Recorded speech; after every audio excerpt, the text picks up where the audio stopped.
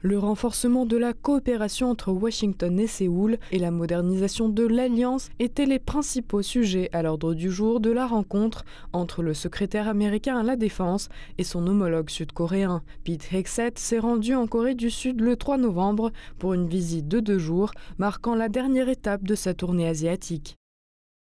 Le ministre Han et moi avons discuté des mesures pratiques que nous pouvons prendre pour moderniser l'Alliance, et je suis très encouragé par l'engagement du ministre Han à augmenter les dépenses de défense et les investissements dans les capacités militaires de la République de Corée. Cela inclut les installations essentielles de défense antimissiles et de défense spatiale dont nos forces ont besoin pour préserver la paix et gagner, Dieu nous en préserve, la guerre. Le chef du Pentagone s'est également rendu dans la zone démilitarisée entre les deux Corées, cependant moins d'une heure avant la visite du responsable américain, selon l'agence de presse Yonhap, citant des responsables militaires sud-coréens, Pyongyang a tiré plusieurs missiles dans le nord de la mer Jaune. Cela n'a toutefois pas empêché Pete Hegseth de se rendre sur place et de promettre un soutien interministériel à la construction de sous-marins nucléaires sud-coréens.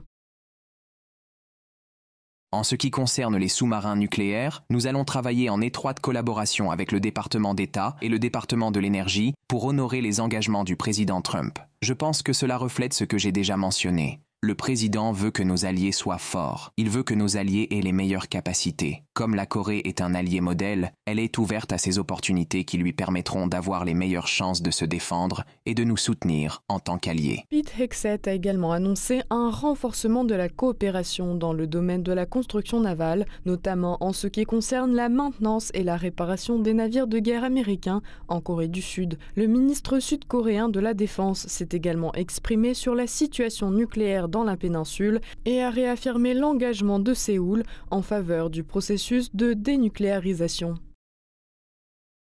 La dénucléarisation de la péninsule coréenne est un engagement indéfectible. En tant que pays membre du régime du TNP, traité sur la non-prolifération des armes nucléaires, la Corée du Sud est fondamentalement incapable de posséder des armes nucléaires. Il est donc impossible de développer des armes nucléaires en Corée du Sud. C'est probablement pour cette raison que lors d'une rencontre entre les dirigeants américains et sud-coréens fin octobre, les États-Unis ont autorisé la Corée du Sud à construire un sous-marin nucléaire au chantier naval de Philadelphie.